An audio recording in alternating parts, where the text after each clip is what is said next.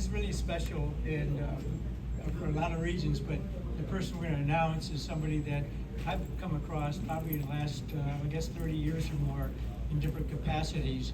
And every time I did that, when he was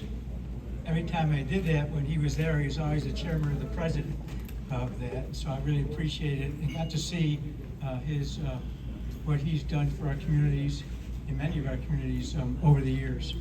So I'd like to call up Paul Rodriguez, our outstanding RGV leader.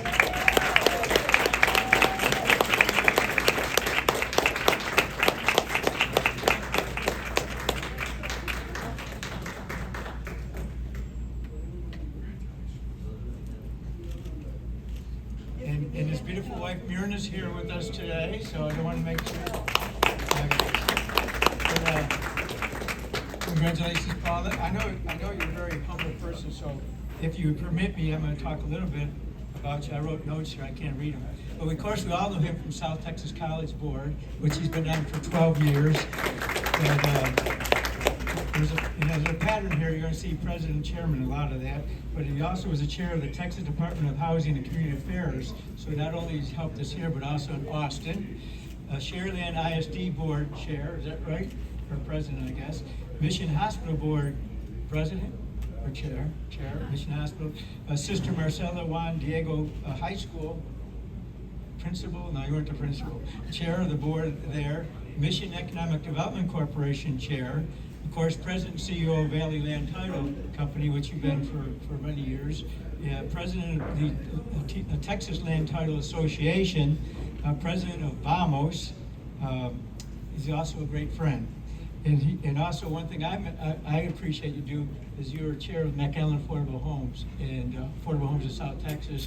And so he's helped many of our low-income people do that. So Ben's a career of a chairperson, but more a career of service. And so we're very proud to award you with the outstanding RGV Leader Award. Thank you.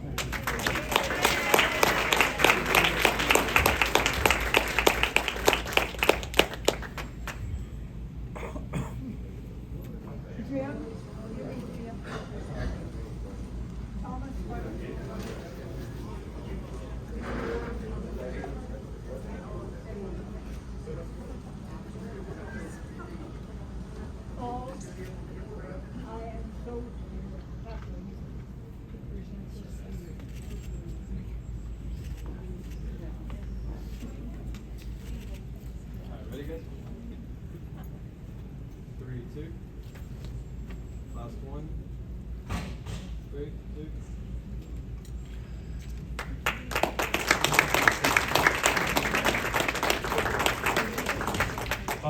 Please come up and say a few words, please.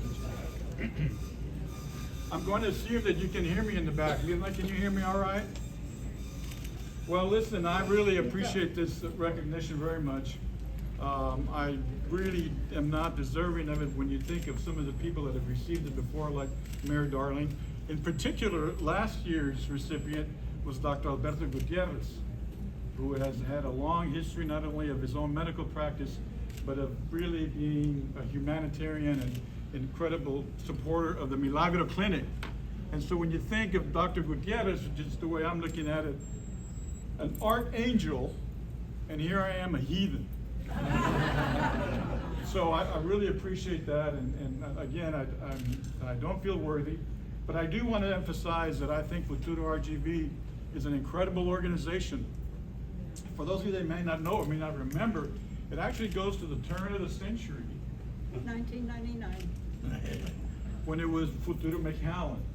And its real emphasis was to let people know what was going on in McAllen, because as always, and despite all of the electronic advances we make, we still don't often know what's going on. We don't often know important issues, decisions being made at all kinds of levels, whether it's the school, the city, state, county.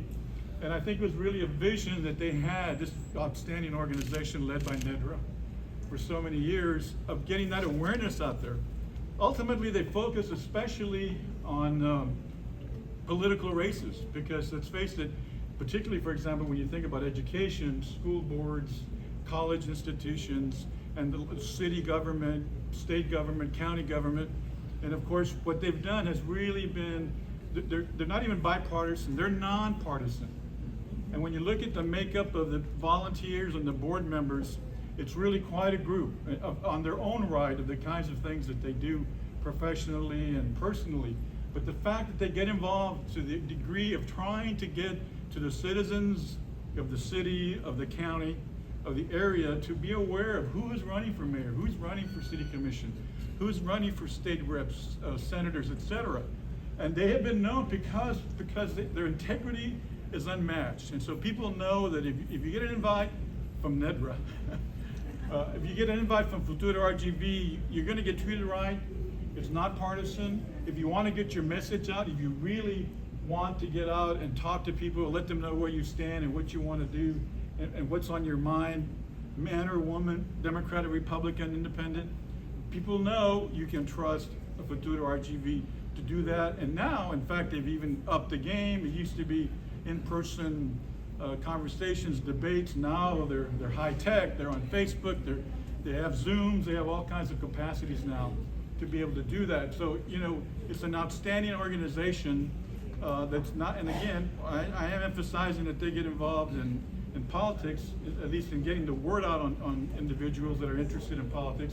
But it's not just that. There are other things that impact our community, economic development projects, things that are going on that they are a sounding board for. And so I think it's a critical organization. It's filling a tremendous gap, and their board members and volunteers, advisors, you know, really go out of their way to do what's right.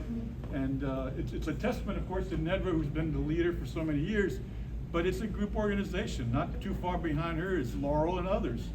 So, you know, I think it's something that for them to be wanting me to come up here, it really means a lot. I appreciate it.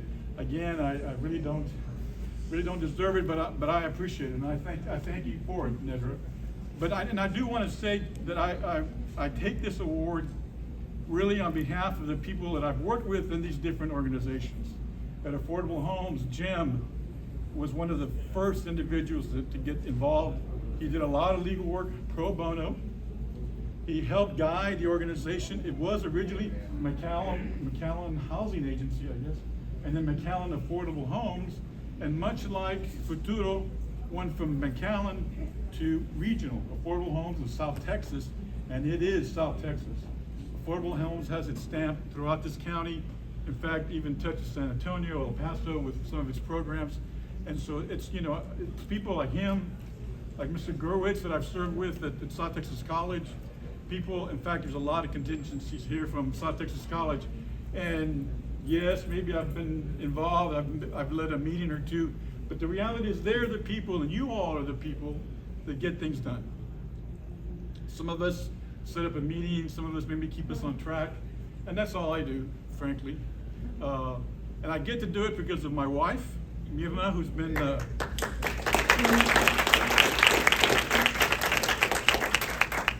40-plus year roommate.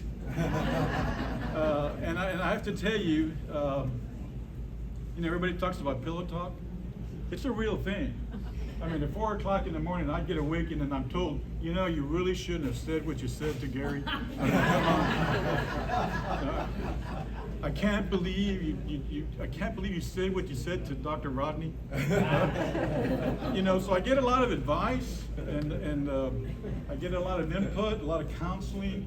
I'm never going to be near as nice as she wants me to be. So I'll keep trying to do that.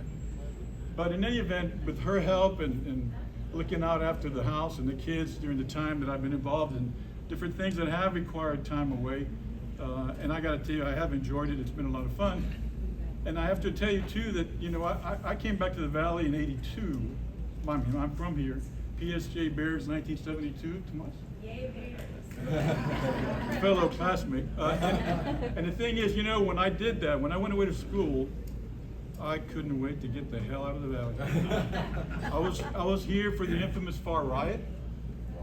But at that time, there was not much, frankly, to stay here unless you're in agriculture. And so I couldn't wait. And frankly, after 4 years of being on the East Coast, I was ready to, I didn't want to stay there because at that time in the 70s, the East Coast was wasn't what it is today, and I was anxious to get back to Texas. And so I did get to come back to Dallas and do that and begin my banking career, which I did for a few years before I was in the title business. And so I want to emphasize that things have changed so much. This is an entirely different world we're in today now in the Rio Grande Valley. And it's great that the organization is recognizing emerging leaders, because that's what I want to leave you one last note on, is that when you look around and you see the kind of people like our commissioners from the city that are here, JJ and Sevi, young people, men and women, that are so involved now that you can see that things have changed. The Gary Gerwitz and Paul Rodriguez's of the world are going along their merry way, doing other things. And so it's really encouraging to see people like these young students that are going to be able to be the leaders, and the fact that this organization is promoting them and supporting them, it says a lot, because the future of the Rio Grande Valley is great, and it can be even greater if we continue to support Futuro RGV. Thank you, Nick.